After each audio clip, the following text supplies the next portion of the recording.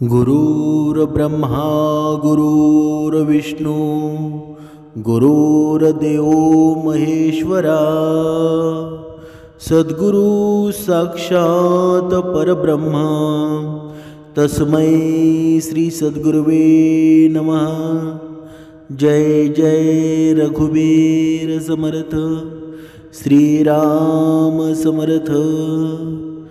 सद्गुरु चरणांना नतमस्तक होऊन आपण या सुंदर सकाळच्या मनमोहक वातावरणामध्ये सर्वजण उपासना करूनच या श्रवणाला बसलेले आहात असं समजून आपण या निरूपणास सुरुवात करूया। मायबाप सज्जनांचं स्वागत आहे। समर्थांनी सांगितलेलं आहे ना, प्रत्येकाच्या मनामध्ये असलेला हा प्रश्न आहे की आम्ही मांसाहार करतो आणि मांसाहार करून सुद्धा आम्ही सेवा करतो, त्यात काही होतं का? पण समर्थांनी सांगितलेलं आहे की जो मांसाहार करून सेवा करतो ना, त्याचं नक्की काय होतं, ते योग्य आहे की अयोग्य आहे, त्या सर्व प्रश्नांची उत्तरं आहेत ना या निरूपणामध्ये स्वामींनी दिलेली आहेत। म्हणजे कधी कधी आपण आपल्या चुकांमध्ये एवढे गुंतलेले असतो ना की त्यातून बाहेर पडणं अशक्य वाटतं। आणि हेच आयुष्य आहे ना, हेच आयुष्य असं मानून आपण जगायला सुरुवात करतो। पण खरं सांगायचं झालं ना तर देवाच्या कृपेने आणि थोड्याशा श्रद्धेने आहे ना, माणूस कोणत्याही थरातून वर येऊ शकतो। बघा, हे जे आजची ही कथा आहे ना, ही कथा आहे एक सामान्य माणसाची आणि सामान्य गावातील तरुण जो रोज मांसाहार करत उद्धट बोलत मनात काही शब्द तो आणत ना, तर समोरच्याला राग येऊन जाई। मनात तरी स्वामी समर्थांचं प्रेमसुद्धा बाळगत होता। आणि जेव्हा स्वामींनी त्याला एका स्वप्नाच्या माध्यमातून फक्त एकच निवड द्यावी असं सांगितलं ना, तेव्हा सांगितलं, माझं खरं प्रेम हवं असेल तर तू तोंडाची चव सोड। आता तोंडाची चव सोड म्हणजे काय बरं? की जर तू मांसाहार बंद करशील तर माझं प्रेम तुला मिळेल। आणि मग बघा सुरू होतो त्या मनुष्याचा प्रवास देह मन आणि आत्म्याच्या शुद्धतेकडे। म्हणजे मनुष्य आहे ना, बघा ही केवळ एका माणसाची गोष्ट नाही, तर अशा प्रत्येक व्यक्तींची गोष्ट आहे जी बदलायला तयार आहे। फक्त वेळ योग्य असायला हवी। शब्द आणि गुरुकृपेची एक झळक आहे ना, ती प्रत्येकाच्या जीवनामध्ये हवी असते। आजसुद्धा आपण या भक्ती मार्गामध्ये आहोत ना, आजसुद्धा 70% माणसं अशी आहेत की ती मांसाहार करत आहेत। कधी कधी मांसाहार करूनसुद्धा श्रवणाला येतात। त्यांच्यासाठी आहे ना हा खरा प्रवास आहे। कारण तुम्ही आहेत ना, मांसाहार करून भगवंताशी तुम्ही कनेक्ट होत असा तर तुम्ही स्वतःच्या मनाला विचारा, तुम्ही योग्य करताय की वाईट करताय? आपण एका सुंदर उदाहरणाद्वारे स्पष्ट करूया। नक्की मांसाहार केल्यानं जर सेवा केली तर मनुष्याच्या जीवनामध्ये काय परिणाम होतो, कोणत्या दुःखांना त्याला सामोरे जावं लागतं? बघा, कधी कधी आपण म्हणतो ना की माझ्या मनामध्ये निर्मळ प्रेम आहे, भगवंताप्रती मी एवढा एकनिष्ठ आहे ना, मग मी जरी मांसाहार केला तरीही चालेल, पण माझं मन शुद्ध आहे ना। म्हणजेच पण समर्थांनी सांगितलेलं आहे की मांसाहार करणं आणि करू नये यामध्ये काही फरक आहे ना, आणि भगवंताच्या भक्तीमध्ये काय फरक आहे हे आज आपण पाहणार आहोत। चला तर एका उदाहरणाद्वारे स्पष्ट करूया। एका गावामध्ये बघा एक रामू नावाचा तरुण राहत होता। अंगाने मजबूत होता पण मनाने थोडासा उद्धट होता। रोज सकाळी उठून मांसाहार करणं, त्या गावातल्या वेशीवर बसणं, इतरांना चिडवणं हे त्याचं रोजचं काम होतं। इतरांच्या जीवनामध्ये काय चाललंय ना त्या करामती काढणं, एकमेकांना सांगणं, असं रोज त्याचं जीवन चालू होतं। त्याची आई वारली होती, बाप अपंग होता, पण घर चालवायचं म्हणून तो शेतमजुरीसुद्धा करायचा। रामूची एक सवय होती की तो समर्थांचा भरपूर एक नंबरचा भक्त होता। आता इथे एक नंबरचा का म्हटलेला आहे?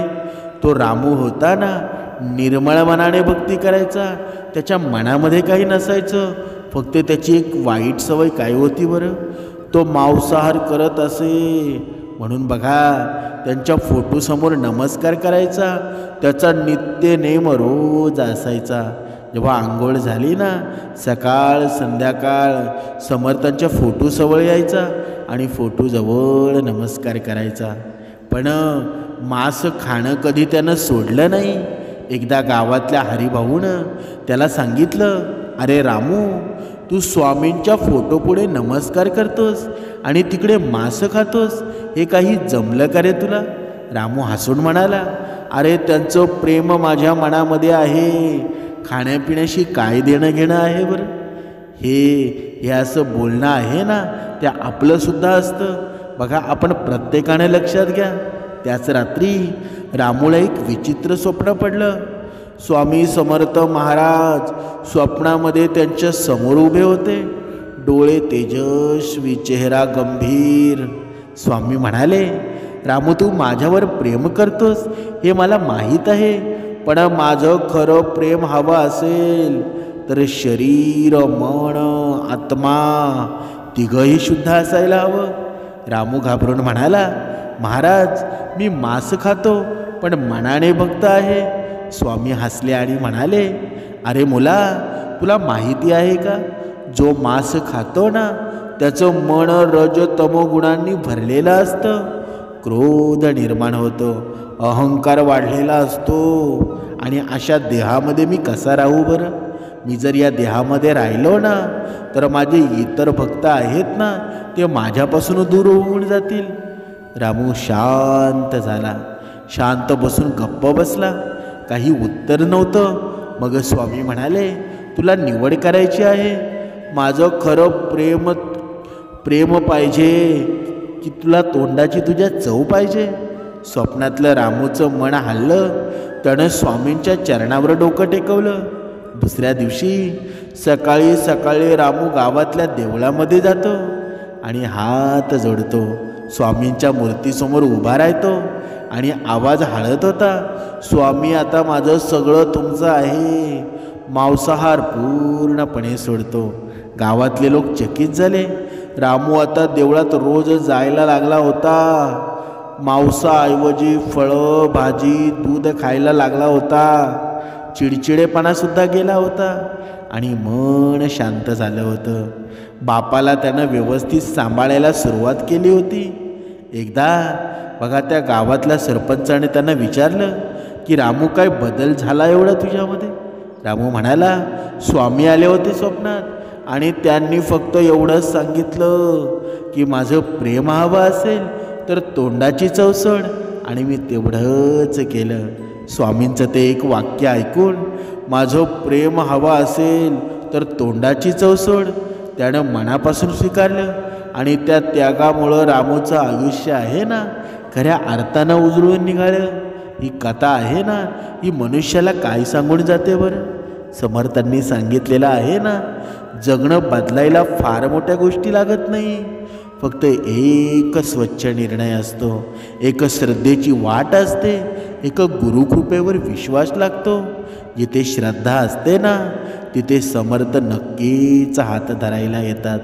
रामूसारखा बदल आहे ना, प्रत्येकाच्या आयुष्यामध्ये शक्य आहे. फक्त गरज आहे ती एका निर्णयाची, देवावर संपूर्ण विश्वास ठेवण्याची. आणि जर ही कथा आहे ना, तुमच्या मनाला थोडी तरी स्पर्श करून गेली, तरीसुद्धा तुमच्या जीवनाचं सार्थक झालं म्हणून समजा. कारण कधी कधी मनुष्याच्या जीवनामध्ये असा दिवस येतो ना, असा क्षण येतो की कधी कोणाच्या मनात स्वामींचं एखादं वाक्य बीजासारखं रुजेल ना, आणि आयुष्याची दिशा बदलून टाकेल. म्हणजे एका दिव्याला आहे ना, प्रकाश द्यायचा असेल तर त्यात शुद्ध तुपा असावं लागतं. तसंच जीवनामध्ये आहे ना, भक्तीचा प्रकाश हवा असेल ना, तर मन आणि आहार आहेत ना, या दोन्ही शुद्ध असणं गरजेचं आहे. ज्याप्रमाणे हा रामूचा दिवा उजळला, तो कुणाच्या कृपेने उजळला बरं? समर्थांच्याच कृपेने उजळला ना. आज तुमचं मन हा दिवा आहे. फक्त योग्य विचारांचा त्या वातीने पेटवून बघा, संपूर्ण आयुष्य प्रकाशमान होईल. पण आपण मात्र जोपर्यंत प्रयत्न करत नाही ना, श्रवणामध्ये येत नाही, उपासनेमध्ये येत नाही, तोपर्यंत हे घडणार सुद्धा नाही ना. आता तुम्हाला उत्तर सुद्धा मिळालेलं असेल, मांसाहार करणं पाप आहे की पुण्य आहे.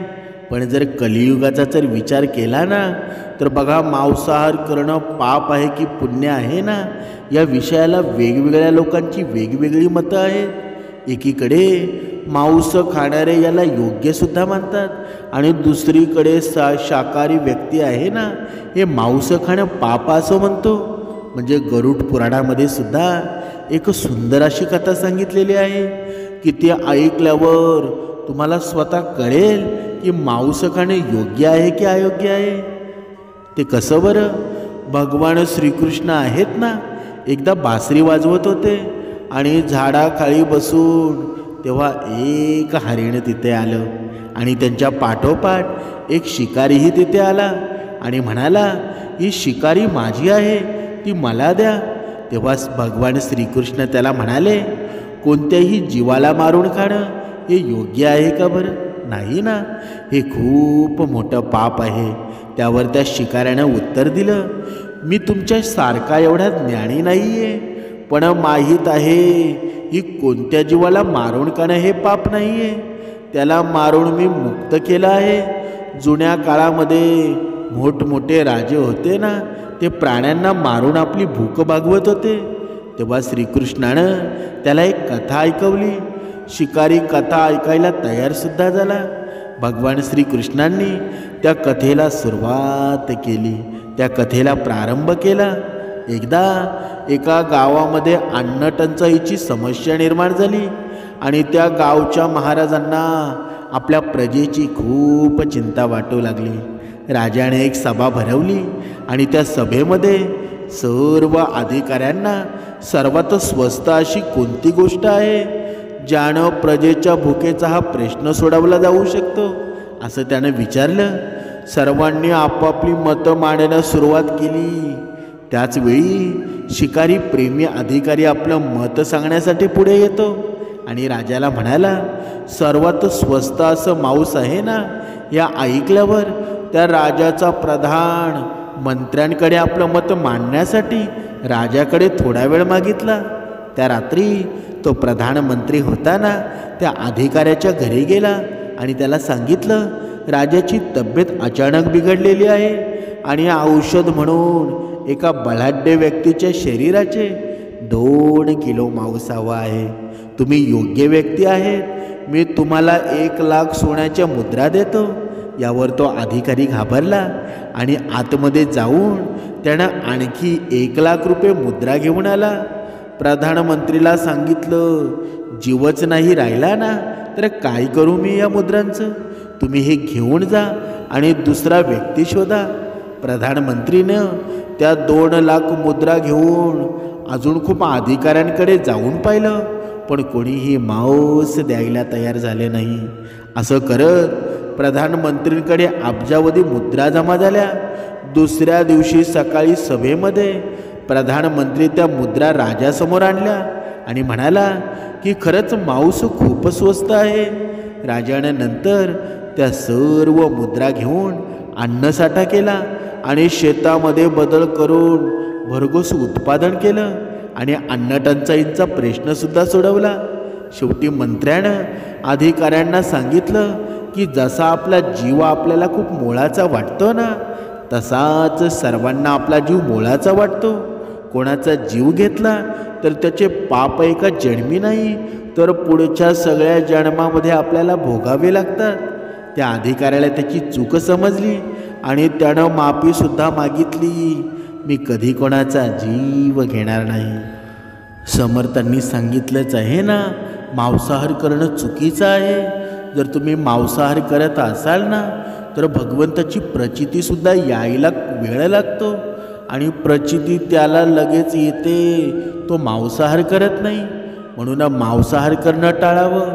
कारण मांसाहार जेव्हा तुम्ही करता ना, तेव्हा तुमचं मन शुद्ध होत नाही. आणि जेव्हा हे मन शुद्ध करण्यासाठी या वैखरीमध्ये शाकाहारी भोजन यायला हवं. म्हणून आयुष्यामध्ये यापुढे कधी भगवंताची जर सेवा करायची असेल ना, तर कधीही मांसाहारी सेवन करू नका. निदान जे मांसाहारी खात आहेत ना, मांसाहारी सेवन करत आहेत, निदान ज्या वेळेला तुम्हाला उपासना करायची असेल त्या वेळेला तुम्ही कधीच मांसाहारी करू नका. कारण मांसाहारी करणं आहे ना, ते अतिशय पाप मानलं जातं आणि ही सेवा भगवंतापर्यंत कधीच पोचत नाही. जरी तुमच्या जीवनामध्ये तुम्ही पापकर्म करत नसाल, तुमचे विचार शुद्ध असतील, तुमचे कर्मश्रेष्ठ असतील, पण हा मांसाहार आहे ना, मनुष्याच्या जीवनामध्ये अहंकार निर्माण करत असतो, मनुष्याच्या जीवनामध्ये क्रोध निर्माण करत असतो, राग निर्माण करत असतो. म्हणून कधीच मांसाहारी करू नका. मांसाहारी करणाऱ्या व्यक्तीला प्रचिती यायलासुद्धा वेळ लागते आणि जो मांसाहारी करत नाही ना, त्याला सर्व योग्य गोष्टीनं भगवंत त्याची दखल घेत असतो. म्हणून रोज 2 वेळची उपासना करा, श्रवण करा. तुमच्या मनासारखं घडल्याशिवाय राहणार नाही. मांसाहारी बंद करून टाका, तुमच्या प्रश्नांची सर्व उत्तरं मिळतील. जय जय रघुवीर समर्थ.